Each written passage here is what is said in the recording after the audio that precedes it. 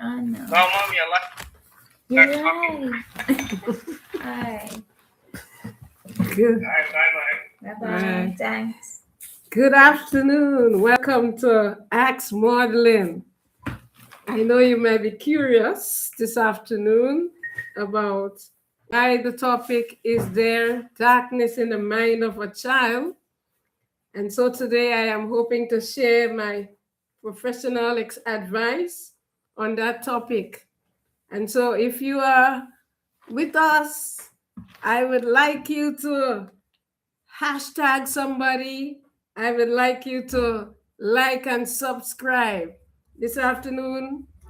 So giving you a moment to like, hashtag somebody, let them know that Axe Modeling is on with the subject, is there darkness in the mind of a child? And so I have some questions this afternoon before we start. I asked a question, do you know that children are really suffering to learn? Yes, they are. They are indeed suffering to learn. And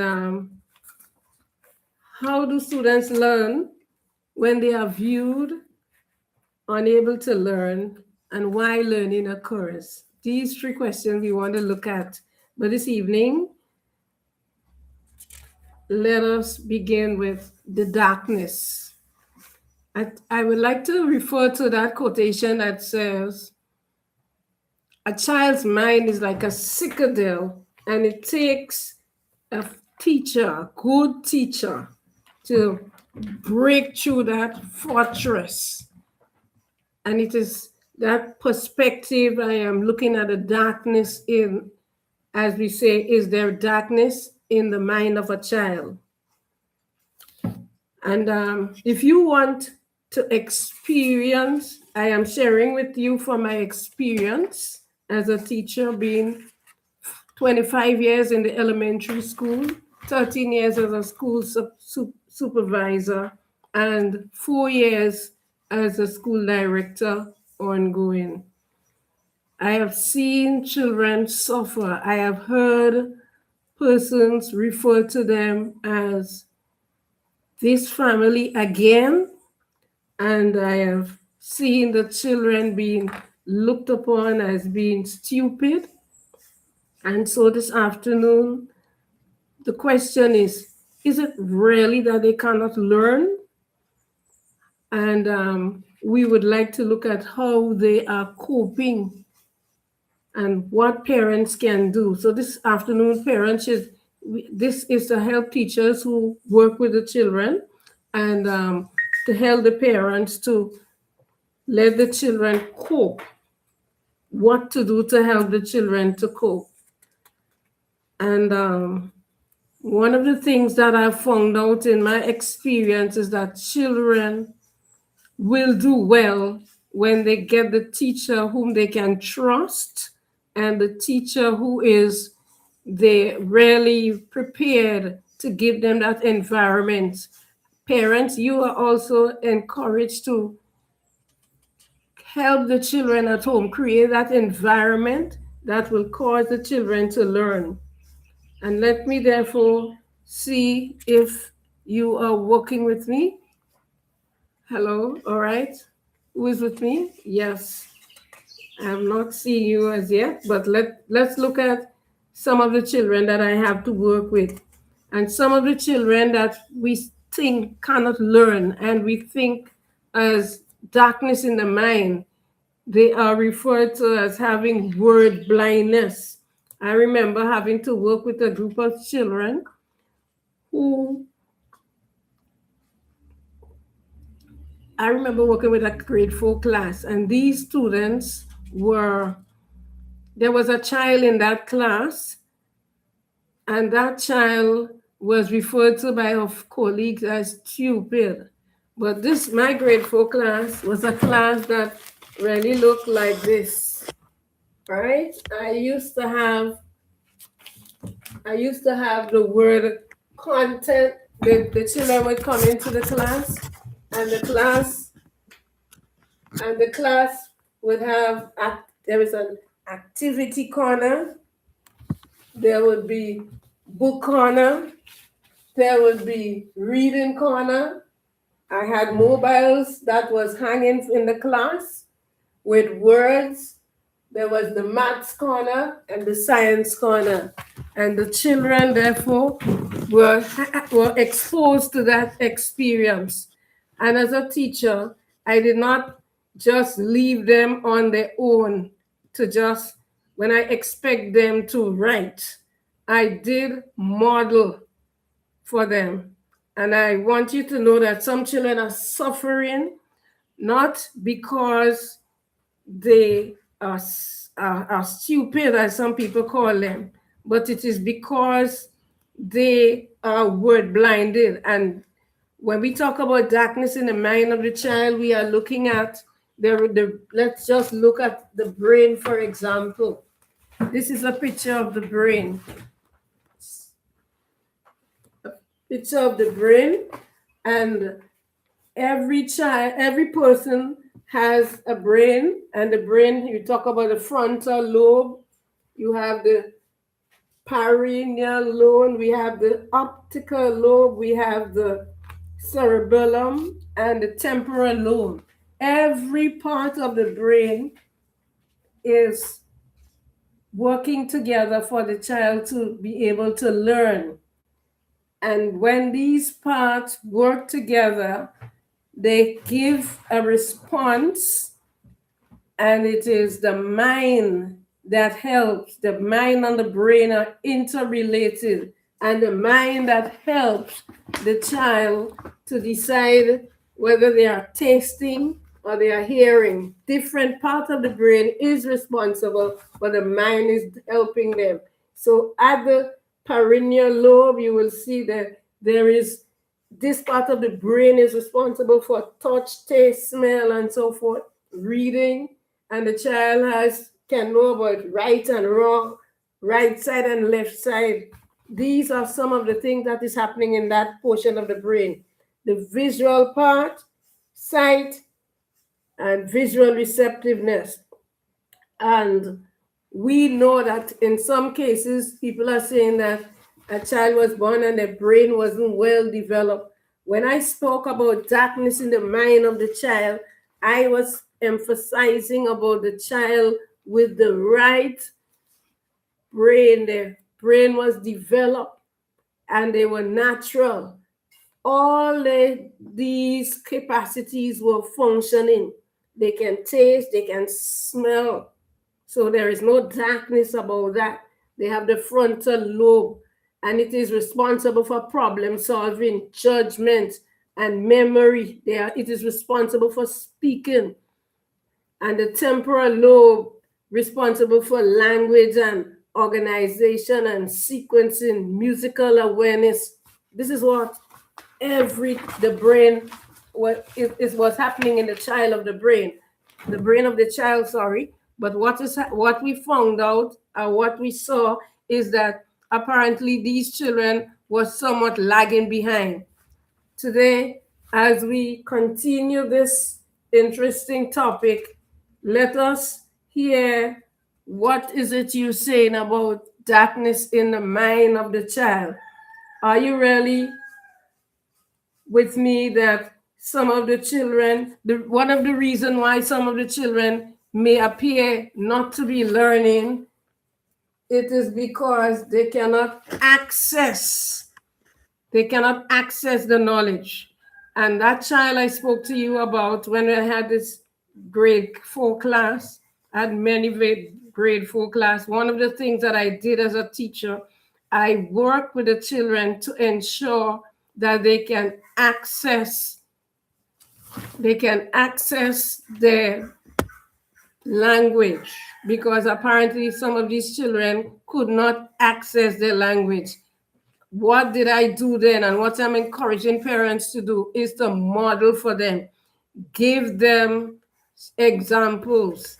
When they were asked to write a story, they did not just had to do the story themselves. If the story was about a narrow escape, they would be given a pattern and a model of that story. And when they're given a pattern and a model of that story, they would therefore look at it and create a similar pattern. And I've found that to be useful. I have learned from that manner. And the reason why this is happening is because the children are learning even when they do not know when they are learning. The children that we are talking about with darkness in their mind know them well. They get up, they have learned how to brush their teeth, they have learned how to wear clothes, they have learned how to do many things that other people can do. They are functioning well. Where did they learn it from?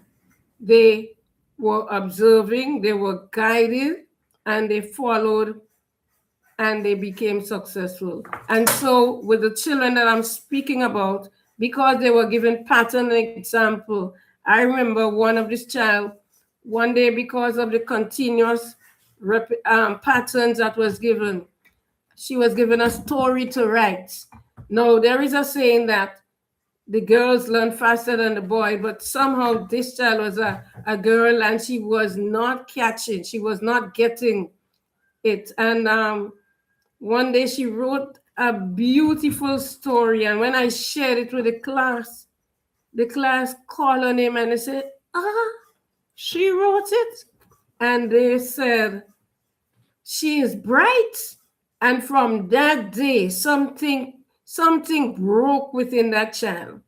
And that child started to write and write exceedingly well. She was a child because of what was happening and persons were calling her name. She was just going with what was happening. And she then became one of the best writers. How did she start to learn? And what was observed is that she was writing according to how she heard the letters sung. And I've been in England as a student, and I've seen this happen when the children learn to access that phonological skill, that ability to write, because some of the children are suffering in the school. They do not know how to get the ideas, how to write, how to read, how to formulate their stories. And when they do get it, sometimes they do not have all of it together. They would have the ideas, but the spelling of the word is as they hear it. So then it takes someone else to work with them and help them to refine that word spelling or sentence the way it should be. I've had a grade 6, and there was a boy in particular good in all other subjects, social studies and all these subjects, but he was not good at writing. And when I check him and a majority of the students, I found out that these children, though they were brilliant with their numbers, they could not write a story. And I just had a short time to help them to do their stories. How did I help them? I remember one of the book that I use at the secondary school level says, Bernard Shaw, he said, Mastering Modern English, he says, he who cannot speak cannot write. So what did I do? I pulled the children together, and for some successive days and over a period of time, I showed them how to create a story instantly. So I would speak to them. Let us speak the story in Narrow Escape.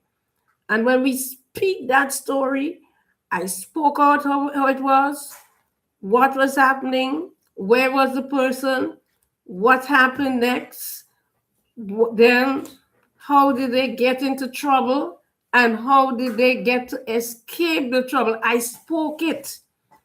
And when I did a few examples, I started the story and then I asked some of the children, okay, now help me to continue. What is happening next? Speak it. And then another would speak the next part and speak the next part. And in continuing to speak those parts, the children got it. And it took about a matter of 3 weeks, every day just speaking, and that the children now began to speak a whole story for themselves, and then they were able to write.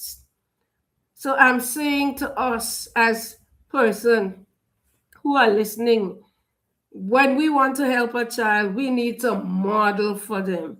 They are looking for that pattern. They are looking for that example that they can follow.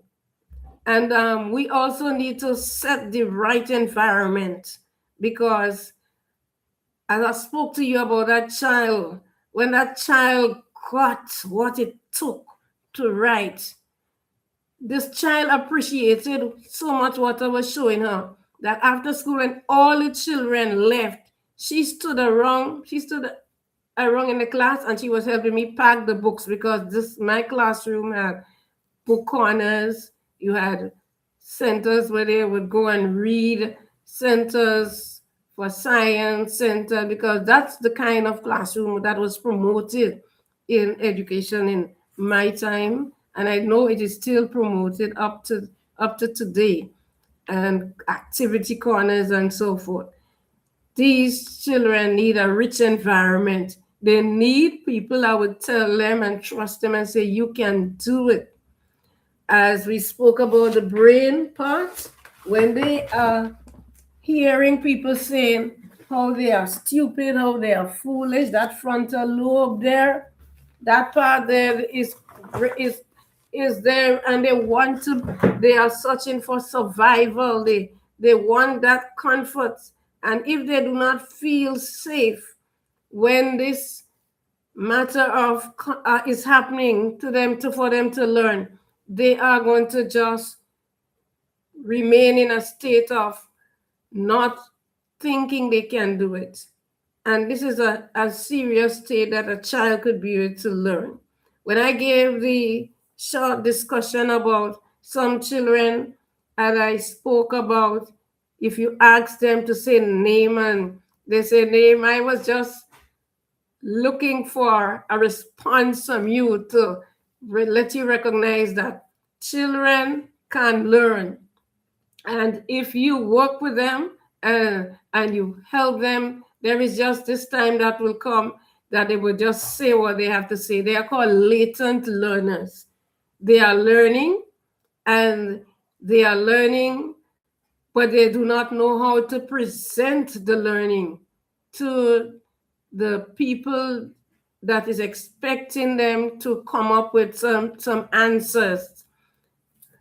These people are able to learn, and how they are able to learn, sometimes we have to have perhaps games.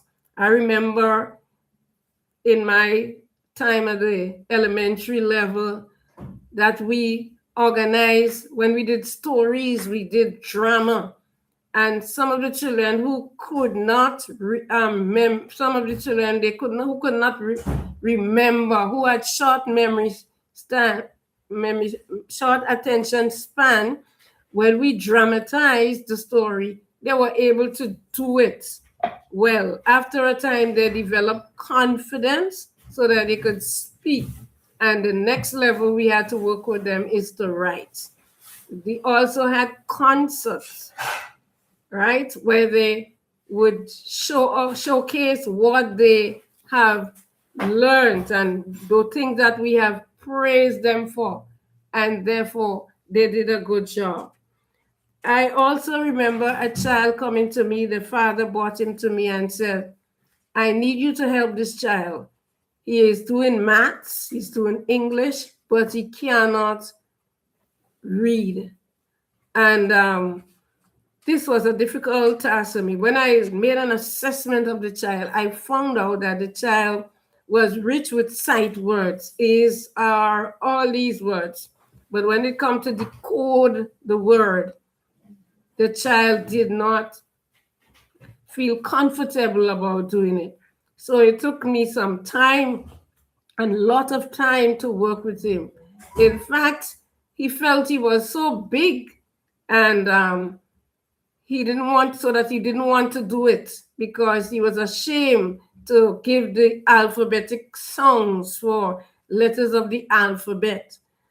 But though I encourage him and I counsel him, and after a time, he started to make the effort. I would do short portions of it and bring them together, make up what we call word that is nonsense word, and let him sound it so that he can look at it and appreciate that something he needed to do something.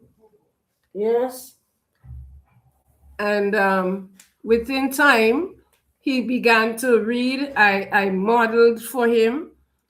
He was given a book to read, which he was very interested with. And after a time, he just took off in a short time to read, a big child. So much so his confidence grew so much.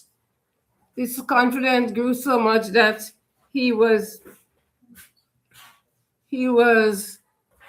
able to, when he went to secondary school, because he had 1 year to do it, when he went to secondary school, he volunteered to take part in spelling competition. What the children need is modeling, and they need persons that they can trust. They need people that don't laugh at them and tell them that they are stupid, they are foolish. I remember one child who was often called so foolish so that he used to run to my classroom. Yeah, he used to go to my classroom and as a haven. And in my classroom, I had word games and so forth. Like the game that is called bingo, I changed it and I decided to work on the psychology of the child. So I call the game Hero. And so when the children win, they would say, I'm a hero, I'm a hero. And he was glad to come into the classroom to participate in these things.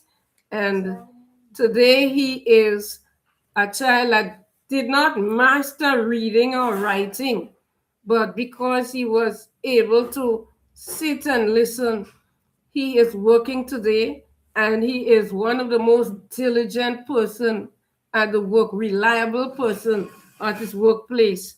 These children, they are learning, and they are learning at their time so that when they need it, they would be motivated to learn.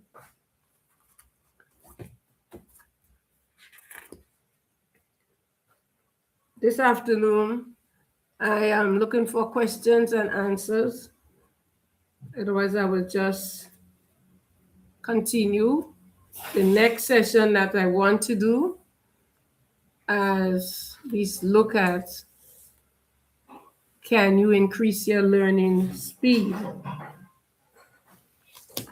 At this point in time, let me see what you have to say about that. If not, I will continue on my next visit with you. Remember, as we help the child that we think whose mind is in darkness, we need to pay attention to the child needs a good teacher, somebody that can crack that. They say the child mind is like a fortress, somebody that can crack that code that is in him. We do that by creating a friendly environment. We do that by recognizing the things that the child is doing well, honoring it. And when we do these things and we celebrate them, we would see what happens next.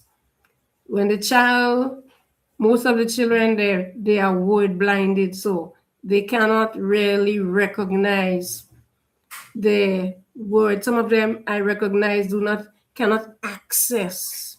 They cannot access that which they need to say to create a story of interest. And how do we get them to do that? Sometimes we need to let them talk it out. And through this, they will do a good job when they have to. Once they can talk that story, once you model it and you model it, they will get it. Those who can speak, then you as a teacher take time to write examples. And through your writing of examples and sharing it to them and allowing them to model, this helps them.